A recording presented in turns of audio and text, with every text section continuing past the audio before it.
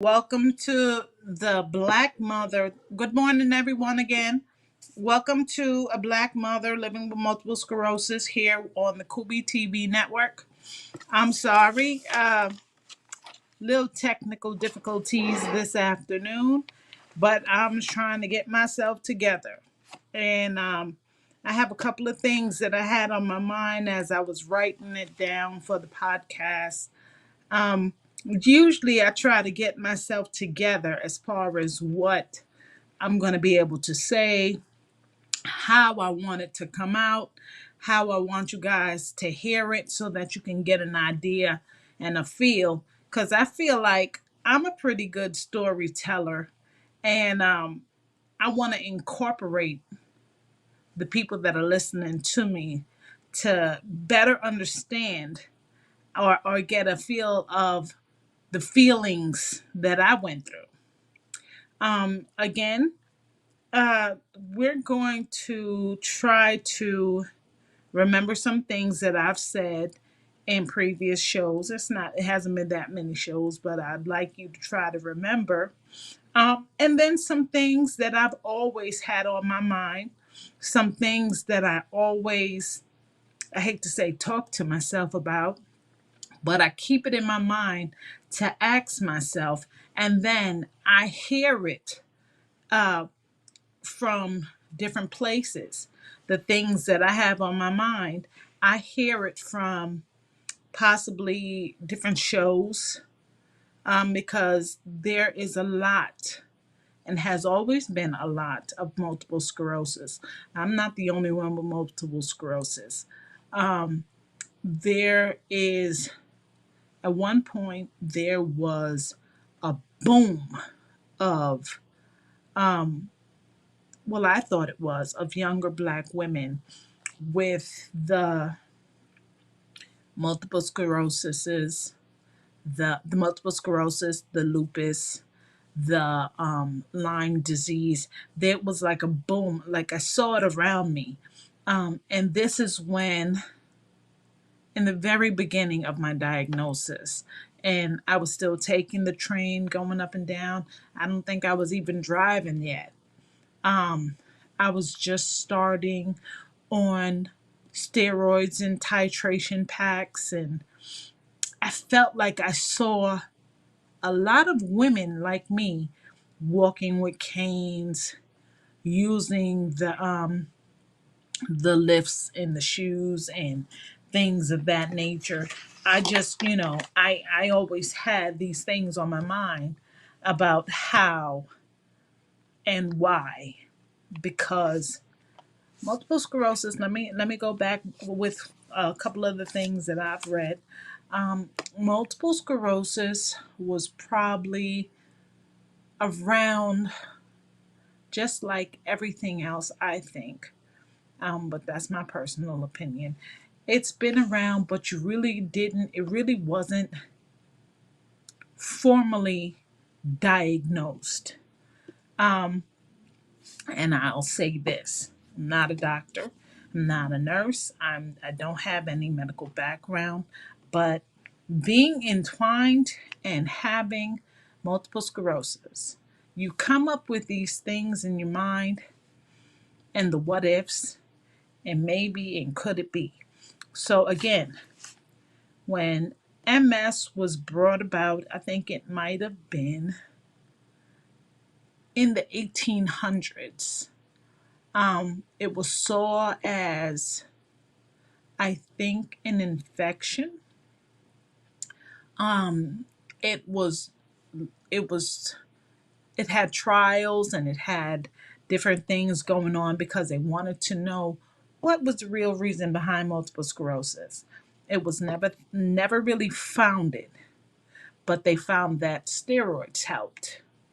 They knew it was something that affect the body as far as the immune system, and it was almost and is till today the body fighting itself, attacking its own immune system. So, with that being said, not knowing what it was, of course, you have trials. You have trials. Um, Then you go to, I think, 1979. Hate to tell my age, but that's around when I was born. Um, they had come up with newer things to trial, try. So they started trying the interferons, and they started trying the of course the placebos. They continued with the steroids, the titration packs and different things, and um they saw that it did something to the MS, but it was never a cure. So now, with that being said, let me again tell you, I'm not a doctor, but I have my own way of thinking. So let me share with you some of my ideas. Now, as I said, I write down things as they pop into my head, because if I don't, I'll forget. I think I probably forget when I'm writing it down sometimes, because it comes and it goes really quickly. Um, One thing that I had founded, and I think I might have shared this before, um, when I was pregnant with my son, my first pregnancy, uh, everyone was so worried. Well, my doctor, he was so worried about me having a C-section and me doing this and me doing that, because the stress of the labor would have thrown me into an exacerbation. That's what, that was my idea from what he said. He just kept telling me that it was safer for me to have this C-section, and they're gonna prep me, and I was so stressed about the C-section, and I didn't understand why, because I think I felt better pregnant. When I was pregnant with my son, I I went out with him. I walked everywhere. I was already dilated about 3.5 centimeters at about 4 or 5 months. I walked back and forth to the train. I still worked. I think I worked up to my 8th month. Um, I did everything, and I felt good doing it. I didn't have a problem, and I always assumed, and I said it to my doctor, it's because I have a whole other support system in my body. My baby has stem cells, and it has energy, and it has nerves, and it has a whole immune system within itself, within my body. So that was my support pack. I had a support pack plus mine's that was but his was brand new. And I think that for the time that I was pregnant helped me. That's just and I used to say to my neurologist, um, whatever you have in your body while you're pregnant, they should bottle it and sell it. Of course, this is just my own personal view. It's, to my belief, has never been done, has never been tried. I just heard it recently, maybe about 1 or 2 years ago, on a website. And I was just like, hey, that's my idea. But I'm not the only woman that has been pregnant while having MS. So, like I have a friend of mine that was said, an outfit is an outfit. They sell plenty, different colors, different sizes. You're not the only person that's going to have it. So I continue to say, with that idea, that's just one. Now, I have had other ideas that I do express to doctors. And like I say, multiple sclerosis.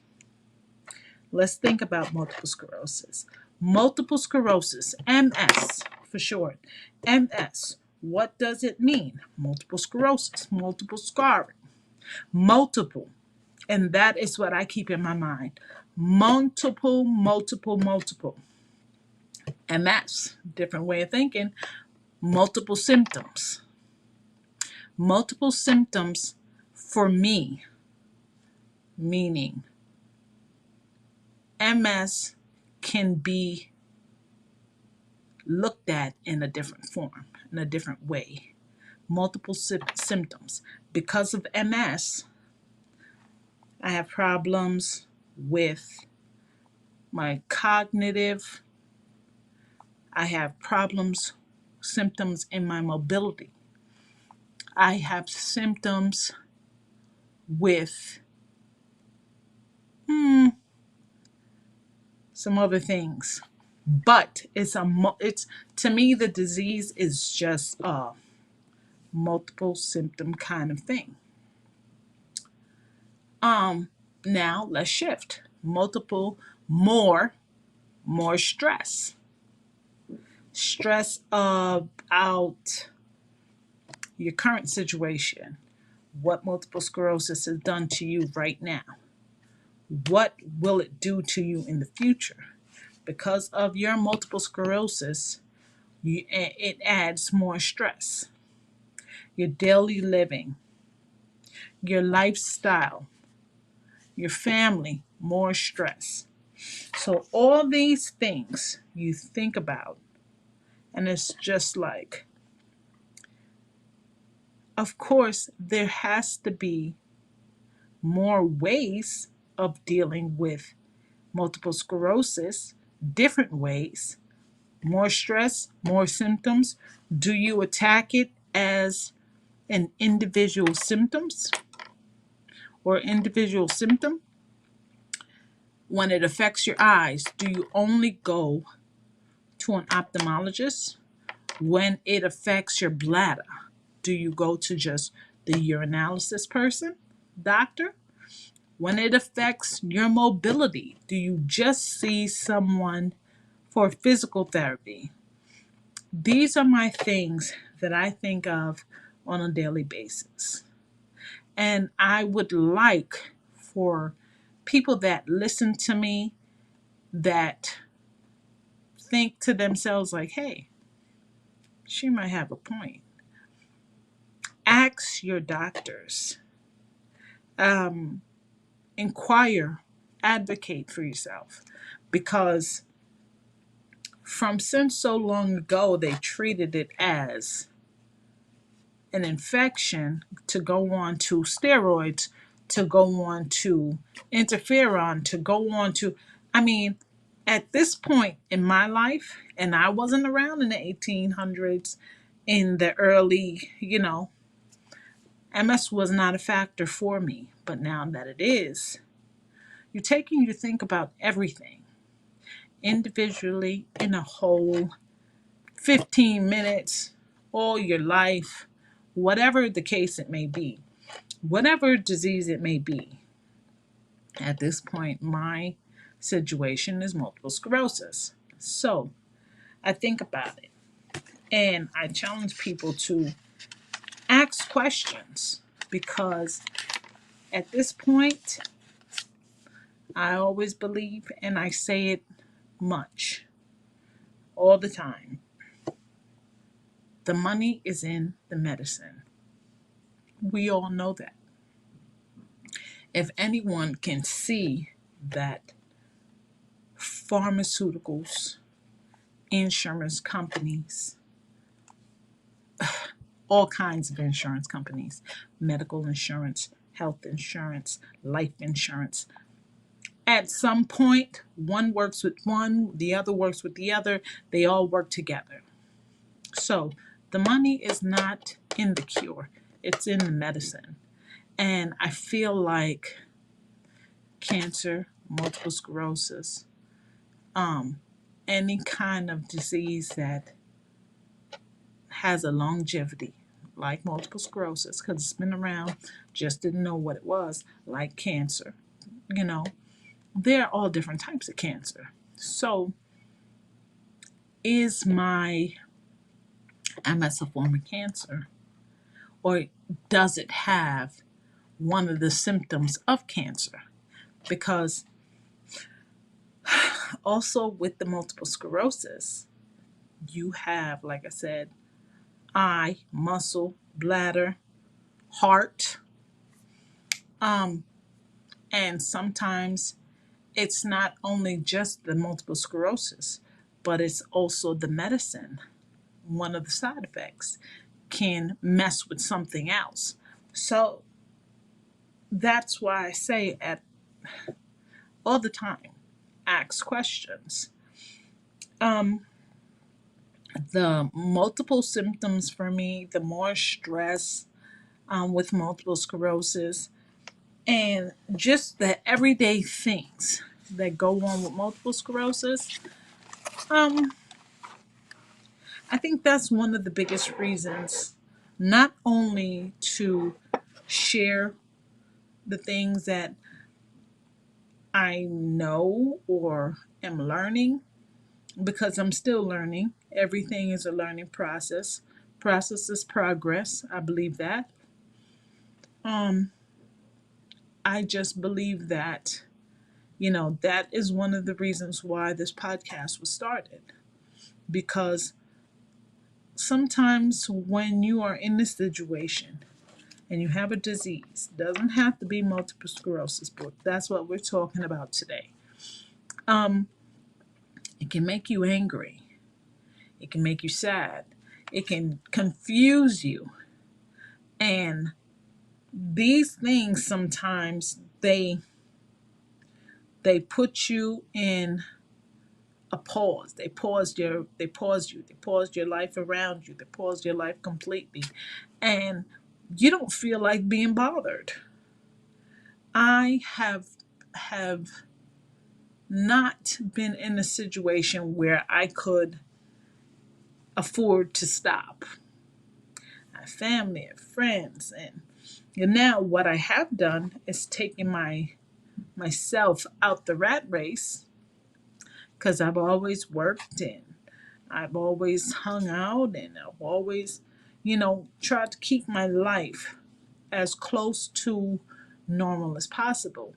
But at some point, I had to slow it down. I had to stop because I got tired. And that is another thing multiple sclerosis will do to you. Now, like I said, um, with the multiple sclerosis and the multiple symptoms, when I first started and everything started happening with the fatigue and the weakness and everything else, and it stressed me out to the point where, should I do school? Should I do work? I decided to go to work. I've said that plenty of times. And on top of that, was that another one of my stresses? Worrying about life in general. Am I going to be okay later on? Am I going to have to worry about this multiple sclerosis? At least let me start to work so I'll have something as far as in the bank. And now, when I say in the bank, I'm not talking about cash. I'm thinking long term. I'm thinking pension. I'm thinking life insurance. I'm with whatever job. I'm thinking, God, let me do something according to what I need with Social Security, so my kids might have something. I just overly thought. I overly stressed. I said to myself, well, if I just stop and get so consumed and worry about my multiple sclerosis, what's going to happen to my kids? What's going to happen to me? My mom is not old. She was not old and she was not young, but am I going to expect my mother to take care of me, my family, my kids? What am I going to do? So that, to me, I think added to my MS. I think stress is a big factor. Now, with all this stress, of course, now I have high blood pressure. Now excuse me, now I eat bad. And not only because of the stress, that part of the stress, but it was also kind of a coping mechanism. Everyone knows when you're stressed and when you're thinking, you might drink, you might overdo with certain things. Um, you're stressed. You overeat, you overdrink. Some people do recreational drugs. That was never me. But whatever you do it in an excess, over, you know. And eventually, I decided on with my life and physically and mentally that, this MS is not a forgiven kind of disease. And stressing about it, it seems like that's all I can do, but I can't. So, being me and knowing what I wanted and how I needed to handle things, it became as clear as day that, you know, you have this disease. After I started my titration pack and everything, and I was diagnosed, and they did the proper tests, and I felt like, well, okay, we have the disease now. What are we doing? I read what I could. Um,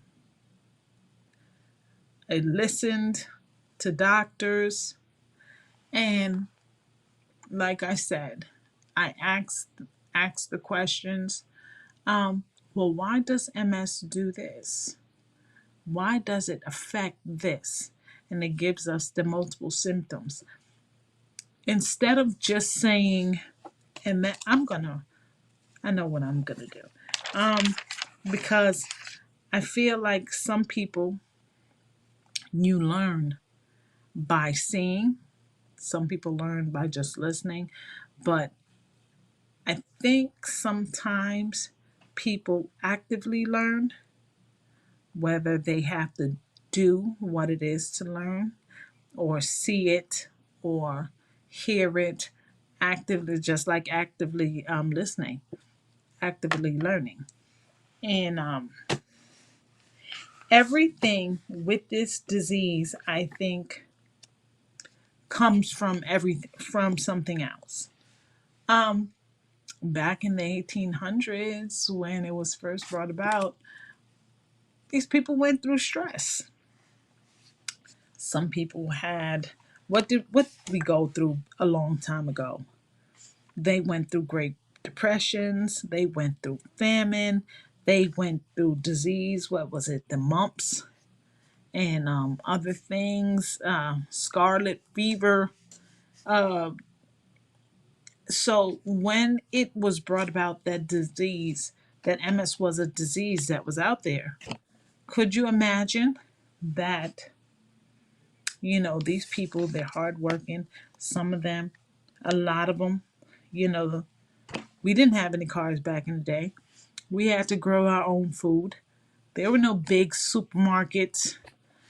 People were farmers. People were wives that stayed home and they had kids and had kids like more than four so they can support their land. So, do we think that this is something that just came out of the air? No, I think possibly stress. Multiple sclerosis was derived by stress, overworking, overthinking, stress, high blood pressure, stress, physical stress, all these things on your body where your immune system affects. Um, I would love to hear thoughts because I feel like, is it only me that thinks about these things, or are these ideas out there and no one wants to say it because we have the doctors? Yeah, we have the teachers, the professors, we have the people that do the trials, and that's great. And I love to hear them and to see them and try to understand and listen. But I have my own mind also. And I remember, you know, in the beginning when I asked questions, um, doctors can only tell you what they know from the books. Uh, they can only let you know what they've learned. Like, this is what, back in the day we did the trials and this is what it says. So now it's it's up to the patients that have the multiple sclerosis to inform the doctors, well, this is what happened to me. And when I took this, this is what happened. And when I did this, this is what happened. So now, some years after the book terminology, we have the trial that comes from the patient. So, like I say all the time, it's a disease that obviously is not going anywhere.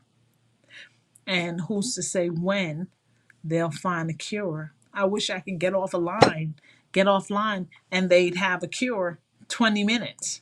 But that's not the case. You already know what I think. So we know that is not the case. However, I do want people to think about some of the things that I say. Think about it, form your own opinions. There's nothing wrong with that. I know I do. Form your own opinions, ask your own questions. I mean, what is wrong with just asking? And hopefully, if enough people ask enough questions, we might get closer to a cure. And that is, I think, beneficial for everyone, whether you have multiple sclerosis or not, because multiple sclerosis has popped up practically everywhere, and it affects everyone because either you know someone in your family, you yourself, maybe a child, a friend, a neighbor, they could be affected and afflicted by multiple sclerosis. And I'm not saying that multiple sclerosis stopped your life, but in some cases, it sure does slow you down. So, I mean, what could be, what could be the harm? There could be no harm in asking these questions. And I've always thought, like, why have we not had a cure?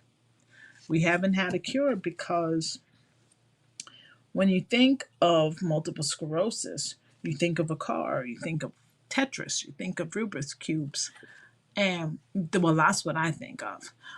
For a car to run, this needs to be connected properly, that needs to be connected properly.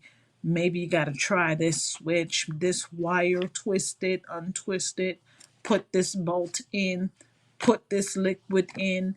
Just like a Rubik's Cube, you got to match all the colors. If it doesn't match right away, you got to try it again. You got to move the parts. You got to get it correct. So it's all that stuff. Tetris, you got to put the cubes and the colors in the right spots.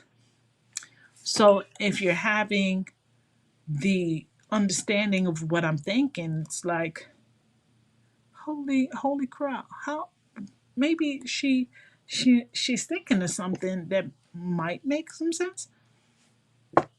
That's all I ask. Cause with this small podcast, I'm hoping that someone might listen to it, someone might see it, someone might say, well, you know what? Let's go back to the drawing board. Let's see if we can try this again.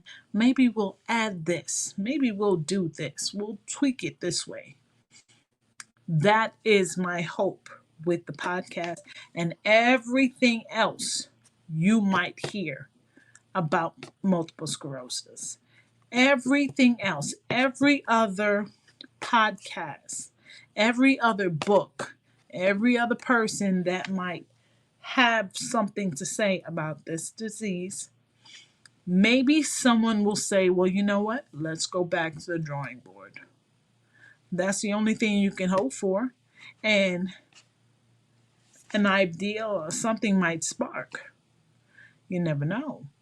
Um, but I am, I thank God every day that I'm here, that I have my family and my friends around me, that I have my children. Um, Everyone knows, if I haven't said it before, my children, that was a maybe, maybe not. Because with multiple sclerosis and me not knowing what I should have known in the beginning, would have had like my kids, would they be here? Would they not be here? Because even with multiple sclerosis, another trial and error. It is another trial. Because it's still, to me, it's not founded. When I got pregnant, I got so stressed out because, is multiple sclerosis hereditary? Is this something that I'm going to pass down to my children? What is it that they need for them not to get this? And with so many thoughts in my mind, whether I have it or not, they would always be in jeopardy of getting multiple sclerosis, just like getting cancer, just like having a heart attack. It's the amount of stress you have on your body. One of the symptoms, remember, I said multiple symptoms. One of the symptoms is stress. One is how you live your life. One could be another disease adding to the stress of your multiple sclerosis. So, is it fair to say that children are in jeopardy of getting multiple sclerosis anyway, whether it's already in their family or not? Because I'll tell you what I know from my family. I've never had anyone with multiple sclerosis that I know. I am the first person in my family. I've known of heart disease. I have known of cancer. I have known of high blood pressure. I have known of high cholesterol. I have known of thyroid disease. I have known of so many different things, but I've never known of multiple sclerosis in my family. No one, we have never had anyone pass away because of a symptom, because of multiple sclerosis. We have had dementia, angina. I mean, you name it, no multiple sclerosis. So again, is multiple sclerosis just made up of multiple symptoms of different diseases that can cause something in your body to go disarray? It's a question, and it's something that is thought about. So again, let me finish my sentence because I've never finished it. I challenge everyone to ask these questions, or this one particular. Is multiple sclerosis also made of multiple symptoms, multiple diseases? Because the multiple scarring, it has to do with your brain and your myelin. And the multiple scarring is why they call it multiple sclerosis. Now, whatever part of the multiple sclerosis, the scarring, whatever part of the brain it affects, that goes to the affecting of the body. Understandable. But also, besides that, I mean, it's the brain. You do get stressed out. And I know that when I was younger, I had headaches, I had migraines, I still trouble with migraines.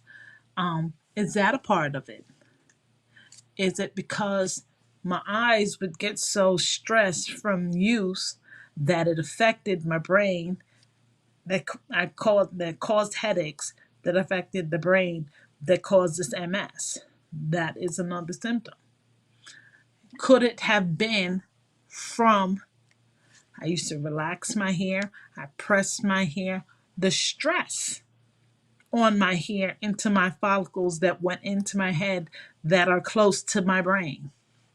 There are so many things to think about. That's why I would say multiple symptoms, multiple diseases, all kind of, not to say combined, but multiple sclerosis picks and chooses what it wants from multiple things. This is something that can be a conversation to go on and go on, because I know I have it with myself. And when I do, I write it down. I look so forward with the coming times of possibly getting a book out to you guys, because there are so many things of so many thoughts of the what if and can we do? What can we do? What should we do differently? What can we add? I mean, I think with multiple sclerosis, it gets deeper. And I don't know if it's because, you know, it's just this disease that makes me think about it. So of course it's because I have multiple sclerosis that, and I know the effect it's had on me and people around me and the family around me, friends and things like that. And when people see me, even if they don't know me, they have assumptions. I had a woman that I had become close with at my supermarket. She would see me every time I went shopping. And for the years that she saw me, she just assumed it was a car accident that had me walking with the cane. She assumed that, oh wow, so you're not taking therapy anymore. When have we ever had this conversation for you to think that I'm taking therapy because of a car accident? And she looks at me, she kind of laughs because I'm laughing, and she says, well, I don't know. That's just it. You don't know. So just ask me. Wouldn't that be the right thing to do? So it's and I think, being the person that I am, I don't take anything I don't take anything as far as a question or someone looking at me, staring at me. I don't take it aggressively. I might think it in my head and I laugh to myself. I'm like, what is the problem? And I've had it. I've had the looks because at one point I had nothing wrong. Didn't I looked just as normal. I walked around and sometimes I would get short of breath. Um, Face never changed, and the way I talk to people, I always have a smile. I try to. If I don't have a smile on my face, I am in either pain or something is going on. Um, like I say to my doctors all the time, I can feel myself. Like what I know when something is wrong. Symptoms, multiple symptoms. I know if I'm in pain or if I have a cold that changes my body. And then now my multiple sclerosis could possibly exacerbate. For me, I can feel it. Like I say, if I have a cold, for me to walk from my recliner to my bathroom, at one point my bathroom was in my bedroom. I'm living at a different place now, so the bathroom is in the hall. For me, when I have a cold, for me to physically get up, whether it's with a walker, whether the recliner helps me stand up and get to the bathroom, that's before this chair off and on, because if I really want to, I can try to make it on a regular day. But if I have a cold, there is no way I could stand up by myself. When my immune system is affected with a common cold, let's forget, let's forget about me having the flu. Oh my goodness, I've had COVID. When I had COVID, I could do nothing. I was in pain. I had a headache. I couldn't see good. Um, I had a fever. I couldn't walk. Could not control my bladder. And once I walked the couple of feet to the bathroom, I think I stayed in the bathroom on the commode until my legs fell asleep because I could not get up to walk back. And that is because my immune system was affected. Common cold, flu, COVID. When I had COVID, I don't think I got up for 2 days. So you know what that meant. I had Chuck. I had what I call pee-pee pad. I had everything. I had buckets of water. I felt like, and guess what? Didn't matter what kind of medicine I took. I could have taken the Mucinex, the IB, not the Dayquil, the anything, Alka Seltzer, you name it, I took it. I drank ginger. I drank, what is that? The nutmeg for the pressure because I felt like I had a headache. I drank Tylenol. You name it, I took it. So my biggest thing, like I said, multiple sclerosis, multiple symptoms, multiple things going on within my body that caused my multiple sclerosis to go haywire. I've never had, when I was younger, I never had a problem with a lot of these things. It's only that, everything started to go haywire as I got older. And now, speaking to doctors, speaking to other people, they do say that multiple sclerosis really hits you the older you get.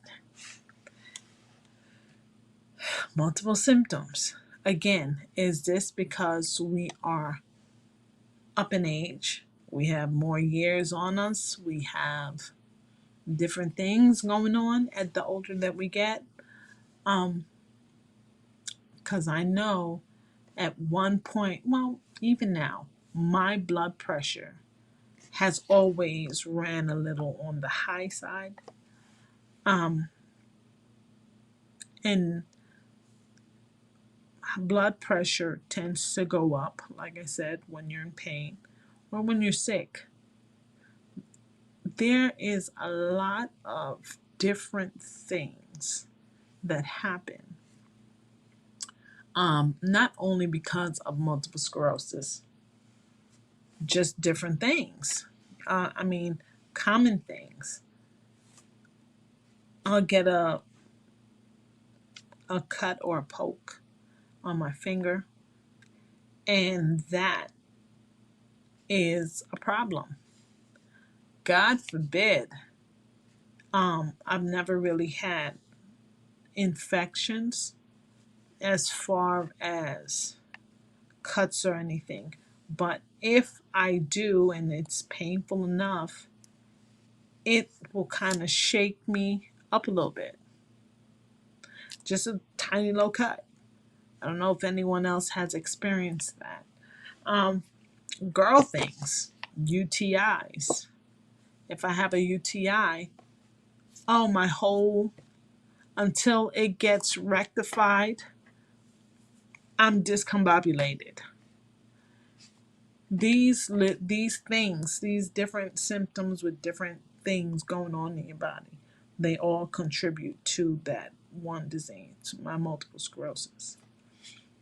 It sends it, you know, it makes it active to a point where you question, um, and it's happened to me.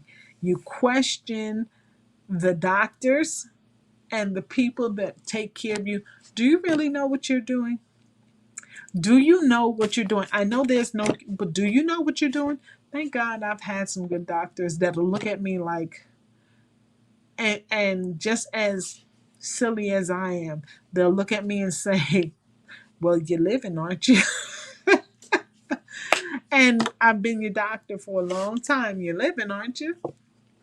Yeah, but, you know, I always go against the grain a little bit. And we joke. I've had a lot of doctors that I joke with because I feel like if you don't laugh about these things sometimes, you would cry all the time.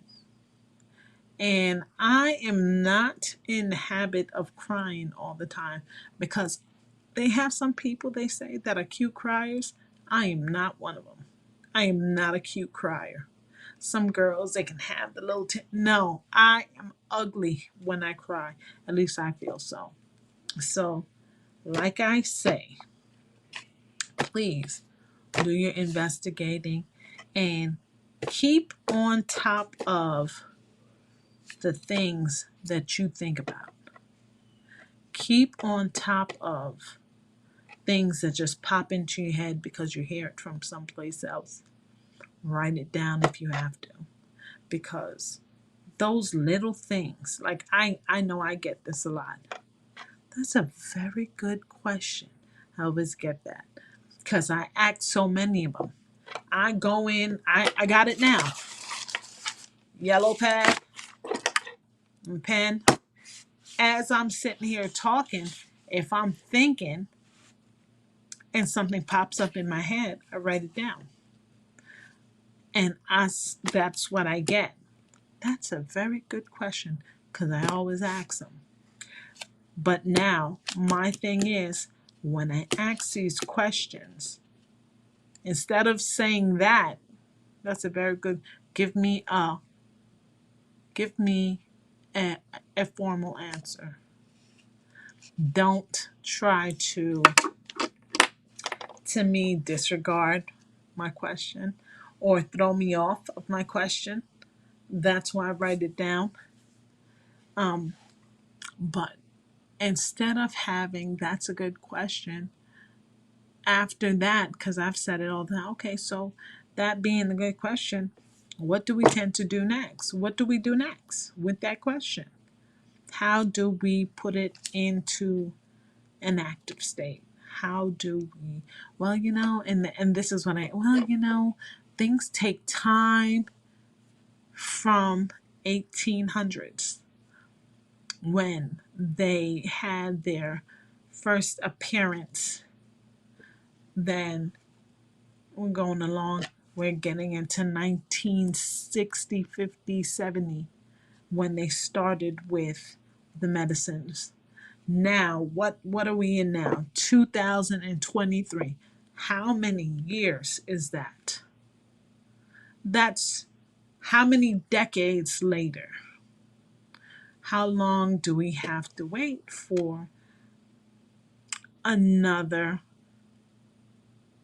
trial, I would say, because medicines are popping up every so well often.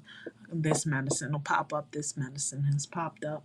I myself have been on plenty of different medicines. Um, the medicines, they just treat the symptoms. They treat the they slow not treat the symptoms, they slow the symptoms. They slow your process of multiple sclerosis so that it won't hit you as hard. That's what I get from it. They slow the progression of your multiple sclerosis. 17, I was diagnosed at 17. I am 44 now. And maybe just recently, maybe a year or two, I have been in this wheelchair because I was walking with a cane, walking with a walker. Now I have a wheelchair. I can get up, and as long as someone is holding me or I am holding something, I have a walker, I have a wall, but I am going to do some more investigating. I'm going to try my best to get more facts so I can let you guys know, like, listen, maybe we can be proactive instead of reactive, because the medicines are just a reactions to what we see coming up as the appearance of the multiple sclerosis rears its head with one of the symptoms. When the symptoms come up, you go to your doctor, you say, listen, I have been experiencing this, this, and this. Then that's when the medicine comes into play. So that is reactive. How about we be a little more proactive? Knowing that, okay, maybe, you know, multiple sclerosis might be started by the stress, the high blood pressure, the um, the weight gain, the migraines. How about like what we do for pregnancy? Make a multivitamin. Just like when we had COVID, no one knew until we read the fine print about the Lysol. We just know it kills germs. How many people, as COVID came around, then they started reading the little words on the back of the can. Multiple sclerosis should have a Lysol, and I feel that way. And they might have a Lysol. No one has seen it yet. Just like it took everyone all that time to see the little words on the back of the can. Maybe we haven't seen our little words. They're somewhere. They're probably in someone's book. They're probably in someone's notes. Hell, it might not even be discovered yet. There might be someone trying to express themselves proactively to say, listen, I think I have an idea. Maybe we should try to look into one of the symptoms of the MS. Maybe we can find some other things out. I believe that a cure can be found. We just haven't had the person or persons have the knowledge of, well, let's try this, this, and this. I believe it's coming. Until then, you know, like I said, I will try to keep you um, as informed as I can try to be.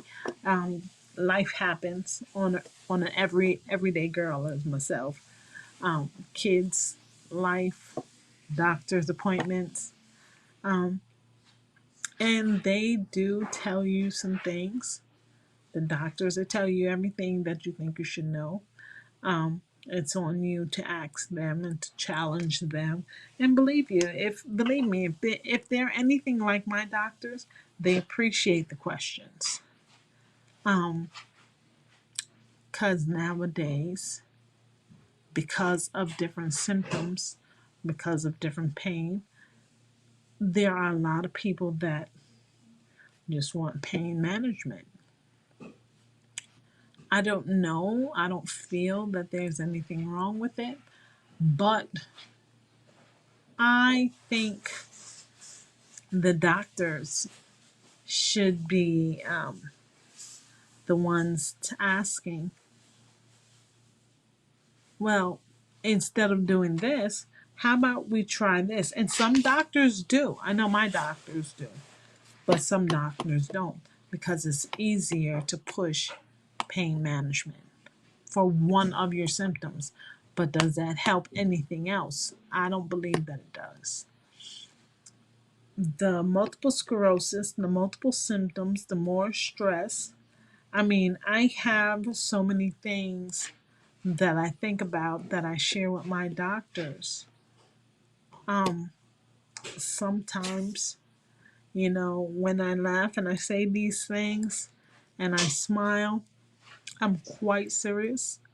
I just don't want it to be unpleasant, an unpleasant appointment. I don't want them to feel that I am coming on too strong. Hence the reason for the podcast. It helps me to express these things. Um, I don't feel that there's anything wrong with expressing your feelings or speaking your mind, especially when it comes to yourself or the people that you love. I don't feel that it is inappropriate. Now, me personally, I am not the type of person to want to go in yelling and screaming and cursing and carrying on, but I think everyone can be taken to that place. I know I've been taken to that place. I have kids. You mess with my kids, that's a whole different story. It's these things that come up, like I said, more stress, more symptoms. These things that come up, do they aggravate your multiple sclerosis? I believe so. The stress. I have children. I'm always going to be stressed. There are some things that I worry about with the kids and the family, and so who's to say that that does not aggravate your multiple sclerosis? There are so many different things that I can think of, and I've said some of them, but that's not even half. Today on this show, this has been just the beginning of what I have on my mind. Um, we'll see. Maybe next time, maybe I'll try to make a T-shirt out of it. What does MS mean to you? It can mean a lot of things. We have pros and cons about it. It's definitely something worth the conversation. Definitely something worth the question. It is definitely worth the time and the energy. These questions, it's worth the little stress. It's worth the stress that I would exhaust myself to figure it out. It's worth it. Um, Again, you know, multiple sclerosis, you know, They have it. They multiple sclerosis warriors. I'm definitely one. I would like to. I can be here all day, but I would like to thank you guys for joining me on the Kubi TV network, YouTube. And you guys, if you want to watch a recap, go to Kubi TV network. It's been wonderful. Any questions, please reach out or hold them for the next time you see me. That'll be great. All right, now I'm signing off. Have a good day.